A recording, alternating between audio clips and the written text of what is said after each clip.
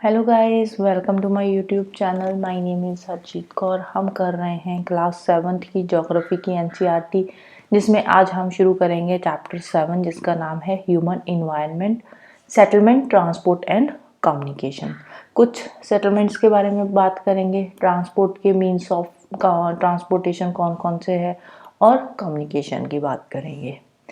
अब हमने देखा कि जो अर्ली ह्यूमन था वो कंप्लीटली नेचर पे डिपेंडेंट था, अपने फूड के लिए, कपड़ों के लिए और शेल्टर के लिए। जैसे कि केव्स वगैरह में रहता था या फिर पेड़ों पे रहता था, जो भी उसको कच्चा फूड मिल जाता था वही खा लेता था, और जो कपड़े होते थे वो भी ऐसे ही पत्तों के बनाकर पहन लेता था।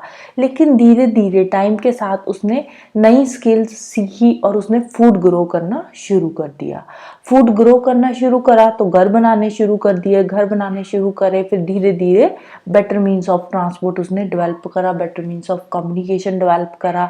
तो इस तरह से अब ये सारी चीज़ें करने के लिए अब इन्वायरमेंट तो कहीं ना कहीं मॉडिफाई होगा ही होगा। अब घर बनाना है या फिर ट्रांसपोर्टेशन का कोई बेटर मीन्स बनाना है तो उसके लिए इन्वायरमेंट तो मॉडिफाई होगा ही होगा। अब देखो, किसी जगह पे हम घर बना रहे हैं तो अब यहाँ पे वहाँ पे हम ज़मीन खाली करेंगे, कोई पेड़ पौधे होंगे उसको काट देंगे, या फिर हम रोड सिस्टम बना रहे हैं तो रोड बनाने के लिए भी रास्ते में जो पेड़ पौधे आ रहे हैं तो वो सारे हम कट कर देते हैं। तो इस तरह से हम अपने इन्वायरमेंट को मॉडिफाई कर देते हैं। सेटलमेंट क्या होती है? सेटलमेंट होती है वो प्लेस यहाँ पे बहुत सारे लोग अपना घर बनाकर रहते हैं। ठीक है। अब जो अर्ली ह्यूमन था वो हमने देखा कहाँ पे रहता था, केव्स में रहता था या पेड़ों पे रहता था। अब जैसे जैसे अर्ली ह्यूमन ने क्रॉप्स ग्रो करनी शुरू करी तो उसको एक परमानेंट घर चाहिए था। अब किसी जगह पे आप कोई क्रॉप ग्रो कर रहे हो तो अब उस क्रॉप की देख रेख करने के लिए आपको वहां रहना पड़ेगा। अब क्रॉप एक दिन में तो उग नहीं जाती ना, कम से कम 6 महीने का टाइम तो चाहिए उसको। तो इसलिए अब उस क्रॉप को देखने के लिए उसको एक परमानेंट घर चाहिए था। अब ये जो सेटलमेंट होती थी ना, ये सेटलमेंट होती थी रिवर वैली के पास और फर्टाइल लैंड के पास। अब देखो, किसी जगह पे रहने के लिए एक तो पानी की अवेलेबिलिटी जरूरी है और एक चाहिए थी फर्टाइल लैंड उस टाइम पे, क्योंकि एग्रीकल्चर का टाइम काम होता था तो एग्रीकल्चर के लिए फर्टाइल लैंड जरूरी है। फिर धीरे धीरे ट्रेड कमर्स वगैरह डेवलप हुआ, मैन्युफैक्चरिंग करनी शुरू कर दी। तो इस तरह से जो ह्यूमन सेटलमेंट थी वो भी थोड़ी बढ़ गई, एक्सपैंड हो गई।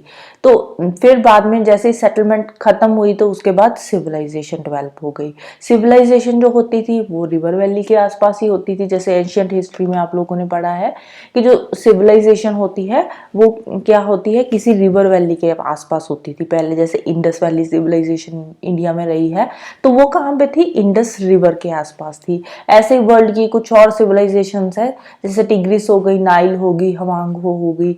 तो ये कुछ और सिविलाइजेशंस है। इंडस वैली सिविलाइजेशन हमारी इंडिया की सिविलाइजेशन है। फिर है यहाँ पे एक साइट की डेफिनेशन दे रखी है। साइट क्या होती है?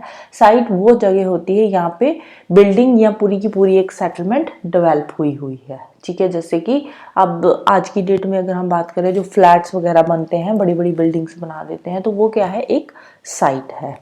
अब आइडियल कंडीशंस क्या चाहिए एक साइट के लिए, मतलब जहाँ पे साइट बनाई जाती है वहाँ पे एक तो फेवरेबल क्लाइमेट चाहिए, रहने के लिए मौसम अच्छा चाहिए, दूसरा आसपास पानी चाहिए, तीसरा लैंड चाहिए, सूटेबल लैंड, और चौथा फर्टाइल सॉइल चाहिए। ये 4 कंडीशंस है किसी भी जगह पे साइट बनाने के लिए।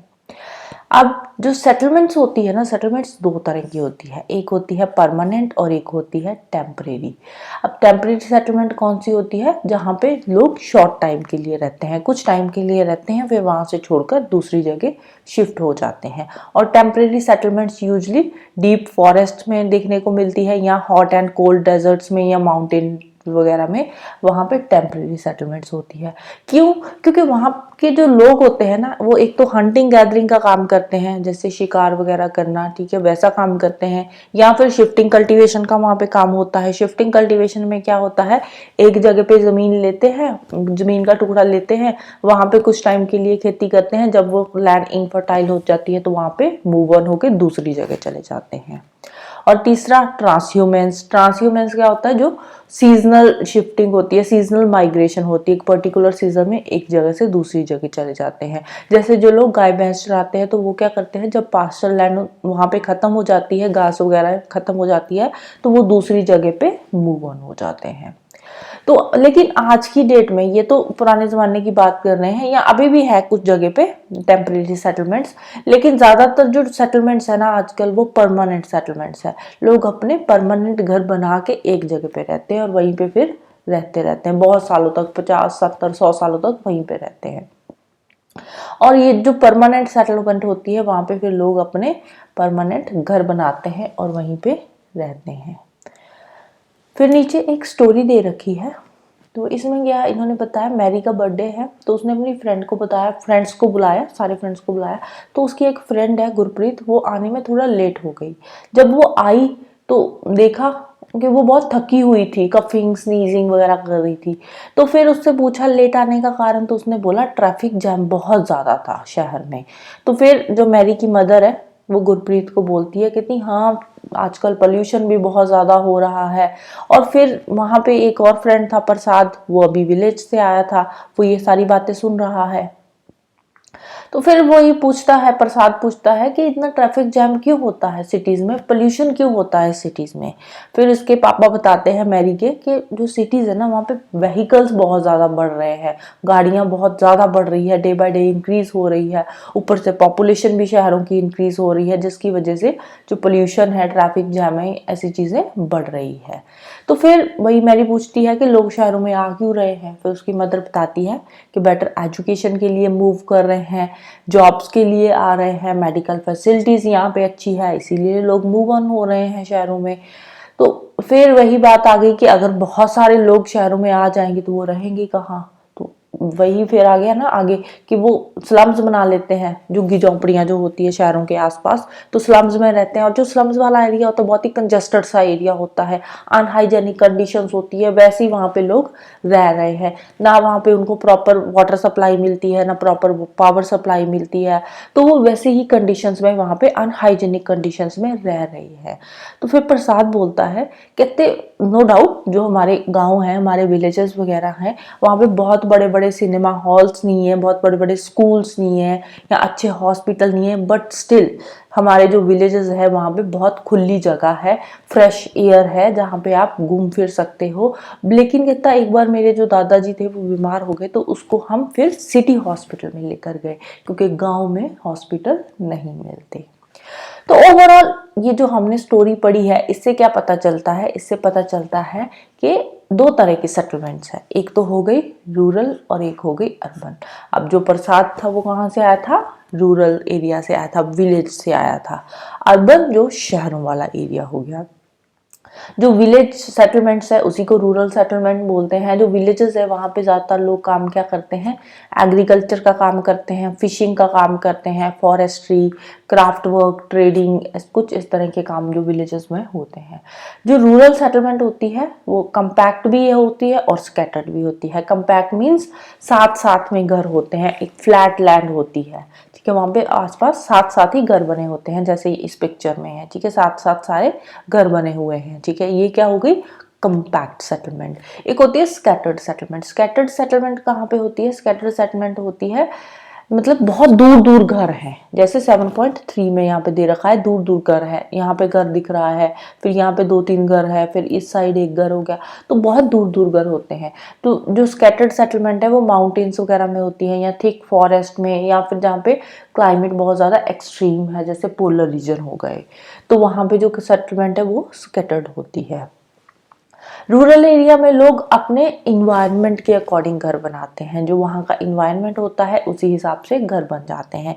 जैसे कि कहीं पे बहुत ज़्यादा हैवी रेनफॉल होती है, बहुत बारिशें होती है, तो वहाँ पे जो घर होंगे ना, उनकी जो छतें होएगी वो स्लांटिंग होती है, कुछ इस तरह की छत बनी होती है, सो दैट कि पानी छत के ऊपर रुके ना, वो नीचे बह जाए, ठीक है। क्योंकि जैसे अगर वो सीधी छत बनाएंगे तो वहाँ पे ऊपर पानी रुकने की जो पॉसिबिलिटी है वो बढ़ जाती है, इसीलिए वो स्लांटिंग रूफ्स बनाते हैं।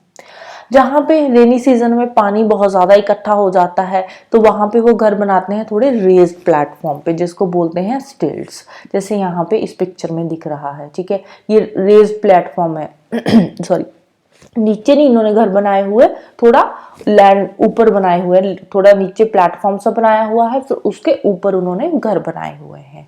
और जहाँ पे बहुत ही हॉट क्लाइमेट होता है वहां पे घर मड के होते हैं, कच्चे घर होते हैं। और ऐसे घर बनाने के लिए लोकल मटेरियल यूज होता है, लाइक स्टोन्स हो गए, मड, क्ले, स्ट्रॉ, तो इन सब चीजों को यूज करके वो घर बनाते हैं। फिर नेक्स्ट डिफरेंस दे रखा है टाउन एंड सिटीज का। टाउन क्या होते हैं और सिटीज क्या होते हैं। दोनों क्या है, अर्बन सेटलमेंट्स है। टाउन एक स्मॉल अर्बन सेटलमेंट है और सिटी एक लार्ज अर्बन सेटलमेंट है। बस टाउन और सिटी में यही डिफरेंस है। जो अर्बन एरिया है वहां पे काम कौन कौन से होते हैं। रूरल एरिया में हमने देखा एग्रीकल्चर, फिशरी वगैरह का ज़्यादातर काम होता है, लेकिन अर्बन एरियाज में काम होता है मैन्युफैक्चरिंग का, ट्रेडिंग का, सर्विसेज वगैरह का, राइट। फिर नेक्स्ट बात करते हैं ट्रांसपोर्ट की।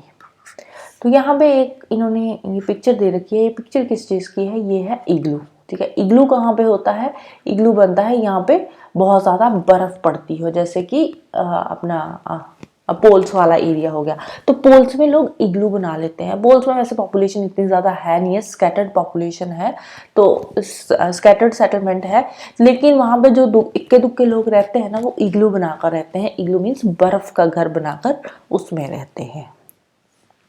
फिर नेक्स्ट आते हैं ट्रांसपोर्ट पे। ट्रांसपोर्ट क्या होता है, it is the means by which people and goods move. Transport के थ्रू लोग मूवमेंट करते हैं, एक जगह से दूसरी जगह जाते हैं, या फिर गुड्स की मूवमेंट होती है, चीज़ों को एक जगह से दूसरी जगह लेकर जाते हैं। अब पहले क्या होता था पुराने ज़माने में, अगर किसी ने बहुत दूर जाना होता था तो उसको महीनों लग जाते थे, बहुत ज़्यादा टाइम लगता था। क्यों, क्योंकि लोग या तो पैदल जाते थे या फिर कुछ एनिमल्स वगैरह होते थे, अगर उन्होंने साथ में कुछ चीज़ें लेकर जानी होती थी, गुड्स वगैरह, तो एनिमल्स पे ट्रैवल करते थे। बेटर मीन्स ऑफ ट्रांसपोर्टेशन उस टाइम पे नहीं था, तो अब पैदल आप किसी जगह पे जाओगे तो टाइम लगेगा ही लगेगा, या फिर एनिमल की भी स्पीड कितनी की होती है, इतनी ज़्यादा नहीं होती, तो टाइम लग जाता था। फिर धीरे धीरे व्हील की इन्वेंशन हुई। व्हील की जब इन्वेंशन हुई तो ट्रांसपोर्ट थोड़ा इजी हो गया। फिर टाइम के साथ साथ और ज़्यादा जो ट्रांसपोर्टेशन सिस्टम था उसमें डेवलपमेंट हुई, और आज की डेट में भी नो डाउट एनिमल्स यूज होते हैं, लेकिन लॉन्ग डिस्टेंस के लिए हम एनिमल्स यूज नहीं करते, हम शॉर्ट डिस्टेंस के लिए यूज करते हैं। जैसे शहरों से कोई सामान थोड़ा बहुत आसपास के गांव में लेकर जाना है, तो चलो थोड़ा सस्ता पड़ता है तो उसके लिए यूज हो जाते हैं, लेकिन इतने ज्यादा नहीं आजकल यूज होते, बहुत कम यूज होते हैं। यहाँ पे एक पिक्चर दे रखी है, जैसे ये घोड़े हैं, तो पीछे ऐसे इसके गड्ढा सा लगाया हुआ है एक लकड़ी का बना के, तो इस पे जैसे छोटा मोटा सामान होता है, गांव वाले जैसे लेकर आते हैं शहरों से, तो गांव वालों के पास इतनी अच्छी फैसिलिटीज़ नहीं होती सामान लाने के लिए, तो इतने ज़्यादा पैसे भी नहीं होते कि वो वहाँ से कोई ट्रक वगैरह कर ले, तो इसीलिए वो फिर अपना ये ऐसा लोकल सा सिस्टम इन्होंने बनाया हुआ है, वहाँ पे जाकर हॉर्स कार्ट पे जाते हैं और छोटा मोटा सामान ले आते हैं। हमारी कंट्री में हम कौन कौन से एनिमल्स यूज करते हैं, डोंकीज हो गए, म्यूल्स हो गए, बलक कार्ट्स हो गए, कैमल्स, डेजर्ट में मूवमेंट के लिए कैमल्स यूज होते हैं एक जगह से दूसरी जगह जाने के लिए। और एंडीज माउंटेन जो साउथ अमेरिका में है वहाँ पे लामास यूज होते हैं, और तिब्बत में याक्स यूज होते हैं एक जगह से दूसरी जगह मूव करने के लिए। अब जो अर्ली ट्रेडर्स होते थे ना पहले के ज़माने के, जो पहले स्टार्टिंग में इंडिया में ट्रेड करने शुरू हुआ था, तो उस टाइम पे उनको बहुत महीने लग जाते थे इंडिया पहुंचने के लिए। धीरे धीरे वो इंडिया पहुंचते थे, क्योंकि वो या तो सी रूट के थ्रू इंडिया आते थे या फिर वो लैंड रूट के थ्रू इंडिया आते थे। लैंड रूट में भी इतने ज़्यादा ट्रांसपोर्टेशन के मीन्स ऑफ ट्रांसपोर्टेशन इतना ज़्यादा डेवलप नहीं हुआ था, तो उनको महीनों ही लग जाते थे इंडिया पहुंचने के लिए। फिर धीरे धीरे एरोप्लेन्स आए, एयर ट्रांसपोर्ट डेवलप हुआ, तो उससे क्या है, आज की डेट की अगर हम बात करें, इंडिया से हमने यूरोप जाना है तो 6 से 8 घंटे का टाइम लगता है, हम यूरोप पहुंच जाते हैं। 12-15 घंटे का टाइम लगता है, हम अमेरिका पहुंच जाते हैं। तो आजकल एरोप्लेन आने से जो हमारा टाइम है वो भी सेव हो रहा है, और साथ ही साथ एनर्जी भी सेव हो रही है। मेजर मीन्स ऑफ ट्रांसपोर्टेशन की बात करें तो वो 4 है, कौन कौन से, एक है रोडवेज, दूसरा railways, third waterways and fourth आ गया एयरवेज। अब बहुत सारे इंडिया में नेशनल हाईवेज है। सबसे पहले रोडवेज की बात करते हैं। रोडवेज में आ जाते हैं नेशनल हाईवेज और स्टेट हाईवेज। इंडिया में बहुत सारे नेशनल हाईवेज और स्टेट हाईवेज बने हुए हैं। एक गोल्डन क्वाड्रिलेटर है। जो गोल्डन क्वाड्रिलेटर है ना, वो दिल्ली को मुंबई के साथ कनेक्ट करता है, मुंबई को चेन्नई के साथ और चेन्नई को कोलकाता के साथ। मतलब कि इंडिया की जो 4 मेजर सिटीज है, 4 कॉर्नर्स में वो सारी की सारी कवर हो रही है। दिल्ली नॉर्थ में आ गया, मुंबई वेस्ट में आ गया, कोलकाता ईस्ट में आ गया, चेन्नई साउथ में आ गया। दिल्ली से वेस्ट में जाना है तो मुंबई, मुंबई से फिर साउथ जाना है चेन्नई, चेन्नई से फिर ईस्ट जाना है कोलकाता। तो इस तरह से जो पूरे के पूरे इंडिया को ये गोल्डन क्वाड्रिलेटरल कवर कर रहा है। रोडवेज की बात करें तो रोडवेज में 2 तरह की रोड्स आती है। रोडवेज यूज होती है शॉर्ट डिस्टेंस के लिए। अगर हमने कहीं आसपास जाना है तो रोड के थ्रू हम ट्रैवल करते हैं। रोड 2 तरह की होती है, एक होती है मेटल्ड, एक होती है अनमेटल्ड। जो मेटल्ड होती है पक्का रोड उसको बोलते हैं, अनमेटल्ड को कच्चा रोड बोलते हैं। जैसे कि ये वाली हो गई मेटल, जो प्रॉपर एक सड़क बनी हुई है वो मेटल्ड है। यहाँ पे ये ऐसा ही है, मिट्टी ही है, मिट्टी मिट्टी उड़ रही है, तो ये क्या है, कच्चा रोड है। अब जो रोड नेटवर्क है वो प्लेन एरियाज में ज़्यादा डेंस है। माउंटेन्स वगैरह में, डेजर्ट्स हो गए या फॉरेस्ट हो गया, वहाँ पे है रोड नेटवर्क, बट इतना ज़्यादा अच्छा नहीं है वहाँ पे, क्योंकि माउंटेन्स वगैरह में जो रोड्स है ना वो बनानी थोड़ी मुश्किल हो जाती है। नो डाउट आज की डेट में हमारी टेक्नोलॉजी एडवांस हुई है, उससे हमने बना ली है, बट इतना डेंस नेटवर्क नहीं है जितना प्लेन एरियाज का डेंस नेटवर्क है। जो मनाली ले हाईवे है हिमालय माउंटेन्स में, वो one of the highest roadways है वर्ल्ड का। ठीक है, मनाली ले हाईवे वर्ल्ड का one of the highest roadways है। अब कुछ रोड्स अंडरग्राउंड बनाई जाती है। जो अंडरग्राउंड रोड्स होती है उसको सबवे बोलते हैं या अंडरपाथ्स बोलते हैं। कुछ रेज्ड स्ट्रक्चर पे बनाई जाती है, उसको बोलते हैं फ्लाईओवर्स। जैसे कि कहीं पे कोई शहर आ रहा है, बहुत ही कंजस्टेड सा शहर है, बहुत भीड़ भड़का है, तो वहाँ पे क्या है, आजकल फ्लाईओवर्स निकाल दिए। अगर किसी ने आगे दूसरे शहर में जाना है तो वो सीधा फ्लाईओवर से चला जाता है, बीच में उसको जाने की ज़रूरत पड़ती ही नहीं। नेक्स्ट है रेलवेज। रेलवेज जो हैवी गुड्स लेकर जानी है एक जगह से दूसरी जगह या लॉन्ग डिस्टेंस ट्रैवल करना है, उसके लिए quick and cheap mode of transportation है। और फिर एक यहाँ पे ट्रेन का फैक्ट दे रखा है। Train from Xining to Lhasa, यहाँ पे है, चाइना में है। ये 4000 मीटर अबव सी लेवल चलती है और हाईएस्ट पॉइंट 5072 मीटर तक ये जाती है। अब देखो आगे हम पढ़ेंगे, जो रेलवेज है ना, रेलवेज भी ज़्यादातर प्लेन एरियाज में ही ज़्यादा डेंस है। ठीक है, पहाड़ों में इतनी ज़्यादा नहीं है। जैसे रोड नेटवर्क था, तो रोड नेटवर्क भी प्लेन एरियाज में ज़्यादा डेंस है। माउंटेन्स वगैरह में या फिर फॉरेस्ट वगैरह में वहाँ पे इतना ज़्यादा डेंस नहीं है, क्योंकि वहाँ पे जो नेटवर्क है वो बनाना थोड़ा मुश्किल हो जाता है। तो सेम रेलवेज के साथ भी होता है। तो रेलवेज जो है वो भी प्लेन एरियाज में ज़्यादा डेंस है। अब इसको हम यूज़ करते हैं हैवी गुड्स कैरी करने के लिए। पहले जो होता था, जब इंडस्ट्रियल रेवोल्यूशन आई थी, इंडस्ट्रियल रेवोल्यूशन के बाद स्टीम इंजन की इन्वेंशन हुई। स्टीम इंजन जब आया उसके बाद जो रेल ट्रांसपोर्ट था वो बहुत तेज़ी से डेवलप हुआ। पहले अंग्रेज रेल नेटवर्क ले आए थे, लेकिन स्टीम इंजन के साथ आने से जो रेल नेटवर्क था वो बहुत तेज़ी से डेवलप हुआ। फिर स्टीम इंजन की जगह पे आ गए डीजल इंजन, फिर इलेक्ट्रिक इंजन भी आ गए। आजकल तो सुपर फास्ट ट्रेन चलती है, बहुत ही जल्दी एक जगह से दूसरी जगह हमें ले जाती है। इससे हमारी जो जर्नी है बहुत ज़्यादा फास्ट हो गई है। पहले हम किसी ट्रेन पे अगर कोई डिस्टेंस, कोई भी सफ़र किसी एक जगह से दूसरी जगह अगर हम सब 10 घंटे में ट्रैवल करते थे, तो आजकल वो 6-7 घंटे का रह गया है, क्योंकि सुपर फास्ट ट्रेन है, उनकी स्पीड पहले की ट्रेन से डबल हो चुकी है। तो इसीलिए हमारी जो जर्नी है वो थोड़ी फास्ट हो चुकी है। रेल नेटवर्क प्लेन एरियाज में वेल डेवलप्ड है। एडवांस टेक्नोलॉजीज आने से नो डाउट हमने माउंटेन एरियाज में भी रेलवे लाइंस बना दी है, लेकिन वहाँ पे बहुत कम रेलवे लाइंस है, इतनी ज़्यादा नहीं है। इंडिया का जो रेलवे नेटवर्क है ना, वो एशिया का लार्जेस्ट रेलवे नेटवर्क है। फिर ट्रांस साइबेरियन रेलवेज है। ट्रांस साइबेरियन रेलवेज कौन सी है? रशिया की है। ये सेंट पीटरबर्ग से शुरू होती है और यहाँ पैसिफिक ओशियन में ये जाती है व्लादिवोस्तोक तक। ठीक है, पूरा का पूरा ये रशिया यहाँ पे कवर कर रही है। ठीक है, रशिया को पूरा का पूरा कवर कर रही है और इसका नाम है ट्रांस साइबेरियन रेलवे।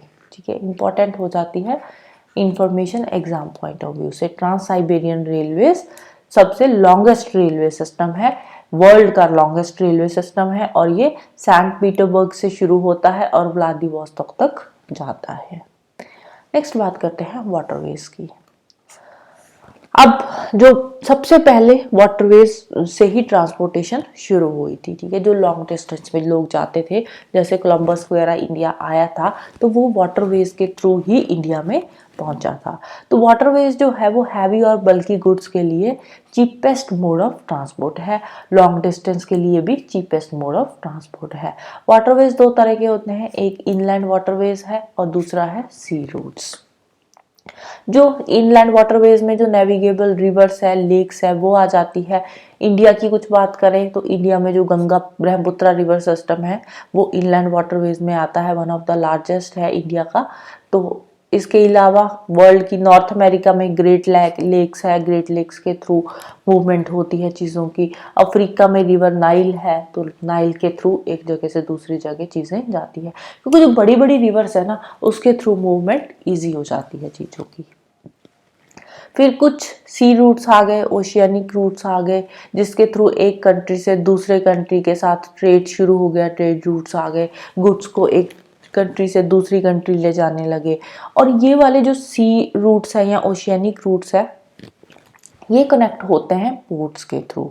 जैसे कि वर्ल्ड के कुछ इंपॉर्टेंट पोर्ट्स यहाँ पे दे रखे हैं। एशिया में सिंगापुर पोर्ट हो गया, मुंबई पोर्ट हो गया, ये कुछ वर्ल्ड के फेमस पोर्ट्स हैं। नॉर्थ अमेरिका में न्यूयॉर्क का हो गया पोर्ट, लॉस एंजल्स का पोर्ट हो गया। अफ्रीका में रियो डी जनेरियो हो गया, साउथ अफ्रीका में पड़ता है। और डरबन हो गया, केप टाउन हो गया अफ्रीका का, sorry Rio de Janeiro south America का है, अफ्रीका का नहीं है। Rio de Janeiro south America का है, अफ्रीका के आगे डरबन एंड केप टाउन। ठीक है, ऑस्ट्रेलिया का सिडनी आ गया, यूरोप का लंदन आ गया एंड रॉटरडम आ गया जी। ये कुछ वर्ल्ड के फेमस पोर्ट्स है जिसके थ्रू जो ओशियानिक या सी रूट्स है, ट्रेड्स है वो चल रहा है, चीज़ें एक जगह से दूसरी कंट्री ले जा रहे हैं।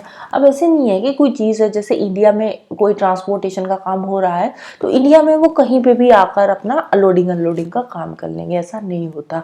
एक पर्टिकुलर पोर्ट्स बने हुए हैं, उन पोर्ट्स के थ्रू ही जो चीज़ें हैं वो मूव ऑन होती है, लोडिंग अनलोडिंग चीज़ों की होती है, राइट। नेक्स्ट बात करते हैं एयरवेज की। एयरवेज जो है ये फास्टेस्ट वे ऑफ ट्रांसपोर्ट है, अभी बहुत ज़्यादा पुराना नहीं है, अर्ली 20th सेंचुरी में ही शुरू हुआ है, अभी 21st सेंचुरी चल रही है तो 1900 के आसपास ही जो एयरवेज है वो शुरू हुआ है। लेकिन जो एयरवेज है वो most expensive way of transport है, क्योंकि इसमें फ्यूल कॉस्ट बहुत ज़्यादा पड़ती है। ऊपर से कई बार मौसम से भी बहुत एडवर्सली इफेक्ट होता है एयर ट्रैफिक, जैसे कई बार फॉग पड़ जाती है सर्दियों में या फिर कोई स्टॉर्म आ गया तो उससे भी एयर ट्रैफिक एडवर्सली इफेक्ट होता है। लेकिन एयरवेज जो है ना, जो एयर ट्रांसपोर्ट है, इससे हम रिमोट एरियाज तक पहुंच सकते हैं, उन जगहों तक पहुंच सकते हैं जहां तक कोई रोड नहीं जाती, कोई रेलवे नहीं जाती। इवन के कैलामिटीज के टाइम पे लोगों को बचाने के लिए, लोगों को फूड डिस्ट्रीब्यूट करने के लिए, वाटर डिस्ट्रीब्यूट करने के लिए, कपड़े मेडिसिन वगैरह डिस्ट्रीब्यूट करने के लिए हेलीकॉप्टर्स यूज़ करते हैं। एयरवेज बहुत तरह से हमारी हेल्प भी करती है। कुछ वर्ल्ड के फेमस एयरपोर्ट्स है यहाँ पे, जैसे इंडिया में दिल्ली मुंबई हो गया, अमेरिका का न्यूयॉर्क हो गया, यूरोप में लंदन हो गया, पेरिस हो गया, फ्रैंकफर्ट, कायरो, ये कुछ वर्ल्ड के फेमस एयरपोर्ट्स हैं। लास्ट बात करते हैं कम्युनिकेशन की। कम्युनिकेशन का मतलब क्या होता है? कम्युनिकेशन होता है process of conveying message to others, किसी को अपना मैसेज देना, अपनी बात बताना, उसको बोलते हैं कम्युनिकेशन। टेक्नोलॉजी डेवलपमेंट के साथ साथ आजकल हमारे पास बहुत डिवाइस्ड और फास्ट मोड्स ऑफ कम्युनिकेशन आ चुके हैं। पहले क्या होता था, कम्युनिकेशन के लिए या तो लोग खुद चलकर जाते थे, लोगों को बात बताते थे, फिर कबूतर आ गए, कबूतरों के थ्रू मैसेज इधर उधर जाना शुरू हो गया, उसके बाद फिर ये डाकिया आ गया, ठीक है, पोस्ट ऑफिस के थ्रू हम चिट्ठी भेजने लगे, फिर यही मैगजीन वगैरह न्यूज़पेपर आ गए, न्यूज़पेपर के थ्रू लोगों तक कोई बात पहुंचानी होती थी, पहुंच जाती थी। आज की डेट में तो बहुत सारी चीज़ें आ गई, लैपटॉप, टेलीविज़न, मोबाइल फ़ोन्स, किसी के साथ वर्ल्ड में किसी के साथ भी किसी भी कोने में किसी के साथ आपने कनेक्ट करना है, डायरेक्ट फ़ोन के साथ कनेक्ट कर सकते हो। अब कम्युनिकेशन के फील्ड में बहुत ज़्यादा एडवांसमेंट आई है, इतनी ज़्यादा एडवांसमेंट आई है कि वर्ल्ड में इसको इंफॉर्मेशन रेवोल्यूशन भी बोला जाता है। जो कम्युनिकेशन के फील्ड में एडवांसमेंट आई है उसको बोलते हैं information revolution. Over the time different modes of communication आने शुरू हुए, लोगों ने एजुकेशन लोगों को मिली तो एजुकेशन देने के लिए भी कम्युनिकेशन के बहुत सारे आगे, आजकल तो कंप्यूटर लैपटॉप है, जैसे कि यूट्यूब पे अलग अलग चैनल्स है एजुकेशन के, आप किसी से भी कुछ भी पढ़ सकते हो। इंटरटेनमेंट के बहुत सारे मीन्स आ गए। पहले तो क्या होता था पुराने ज़माने में, एक ही टीवी होता है, पहले टीवी भी नहीं होता था, पहले तो ऐसी प्लेस वगैरह होते थे, लोग जाकर गाँव में या शहरों में प्लेस करते थे। लेकिन बाद में फिर टेलीविज़न आ गया, टेलीविज़न आ गया, पहले ब्लैक एंड वाइट होता था, वो भी एक टेलीविज़न होता था, सारे लोग इकट्ठे होकर वहाँ पे मूवी वगैरह देखते थे। लेकिन आजकल तो एक एक बंदे के पास अपना अपना पर्सनल मोबाइल फ़ोन है, तो उस पर आप कुछ भी कर सकते हो, इंटरनेट भी आ गया है, कोई गाने सुनो, कोई मूवी देखो, कुछ मर्जी करो, अगर पढ़ना है तो पढ़ने का काम भी फ़ोन पे ही हो जाता है। न्यूज़पेपर, रेडियो, टेलीविज़न, इन चीज़ों के थ्रू हम बहुत सारे लोगों के साथ कम्युनिकेट कर सकते हैं, इसको बोलते हैं मास मीडिया। कि जब हम बहुत सारे लोगों के साथ कनेक्ट करते हैं, उनको अपनी बात बताते हैं, तो उसको बोलते हैं मास मीडिया। सैटेलाइट के आने से जो कम्युनिकेशन है वो थोड़ी फास्टर हो गई। सैटेलाइट के और भी बहुत सारे फ़ायदे हैं। सैटेलाइट से ऑयल एक्सप्लोरेशन का काम, फॉरेस्ट की सर्वे करना, फॉरेस्ट का अंडरग्राउंड वाटर का पता करना कहाँ पे है नहीं है, मिनरल्स का पता करना किस जगह पे है नहीं है, वेदर फोरकास्टिंग करनी, डिज़ास्टर वार्निंग, ये सारी चीज़ें सैटेलाइट के आने से ईजी हो गई है। आज की डेट में तो हम इंटरनेट आ गया है, इंटरनेट से हम ईमेल्स कर सकते हैं, वायरलेस टेलीफोन्स आ गए, मोबाइल फोन्स आ गए, सेल फोन्स तो हर किसी के हाथ में ही होता है। तो जो कम्युनिकेशन का काम बहुत ही ज़्यादा फास्टर हो गया है और इजी भी हो गया है। इंटरनेट से हमें वर्ल्ड वाइड इंफॉर्मेशन मिलती है, दुनिया के किसी भी कोने की इंफॉर्मेशन अगर निकालनी है तो वो इंटरनेट से मिल जाती है। यूएसए में क्या हो रहा है, साउथ अफ्रीका में क्या हो रहा है, अमेरिका में क्या हो रहा है, ऑस्ट्रेलिया में क्या हो रहा है, यूरोप में, रशिया यूक्रेन की लड़ाई चल रही है, तो ये जो रशिया यूक्रेन की लड़ाई का भी एक एक घंटे का अपडेट इंटरनेट पे आता रहता है कि क्या हो रहा है, क्या नहीं हो रहा, किसने बम फेंका नहीं फेंका। तो ये सारी चीज़ें जो है वो इंटरनेट के आने से हमें जल्दी जल्दी पता लगने लगी है। तो इससे क्या है, वर्ल्ड वाइड इंफॉर्मेशन हमें मिल रही है और इंटरनेट से हमारी जो लाइफ है थोड़ी और ज़्यादा कंफर्टेबल हो गई है। हम किसी के साथ भी इजीली इंटरेक्ट कर सकते हैं। कोई रेलवे टिकट्स बुक करवानी है, सिनेमा मूवी की कोई टिकट बुक करवानी है, होटल की कोई टिकट बुक करवानी है, एयरवेज की कोई टिकट बुक करवानी है, घर पे बैठे बैठे आप कुछ भी बुकिंग कर सकते हो, right. So this is the end of this chapter. तो लास्ट में हम कुछ MCQs इसके देख लेते हैं, 3-4 ये ज़्यादा नहीं है। फर्स्ट आता है which is not a means of communication, telephone है, बुक्स है। थर्ड आ जाएगा टेबल, टेबल से हमें कोई भी इंफॉर्मेशन नहीं मिलती। Which type of road is constructed underground, तो ये आ जाएगा subway. Which mode of transport is most suitable to reach an island, island पे हम शिप के थ्रू जा सकते हैं, कोई ट्रेन आइलैंड तक नहीं जाएगी, कोई कार आइलैंड तक नहीं जाएगी। आइलैंड क्या होता है, आइलैंड होता है वो लैंडमास जो चारों साइड से पानी से घिरा हुआ है, उसको बोलते हैं आइलैंड। तो आइलैंड तक ट्रेन जाना पॉसिबल नहीं है, रोड नहीं जाएगी तो कार भी नहीं जाएगी, तो आइलैंड पे पहुंचना है तो शिप के थ्रू ही पहुंचना पड़ेगा। Which vehicle does not pollute the environment, तो आंसर आ जाएगा साइकिल, ठीक है। ये ए आएगा, यहाँ पे सी लिखा हुआ है इन्होंने, तो आंसर आ जाएगा साइकिल, क्योंकि बस से भी पोल्यूशन होता है और एरोप्लेन से भी पोल्यूशन होता है, right. So this is the end of this chapter. अगर वीडियो अच्छी लगी हो तो लाइक कर देना, शेयर कर देना और चैनल को सब्सक्राइब कर लेना। Thank you, bye bye and have a nice day.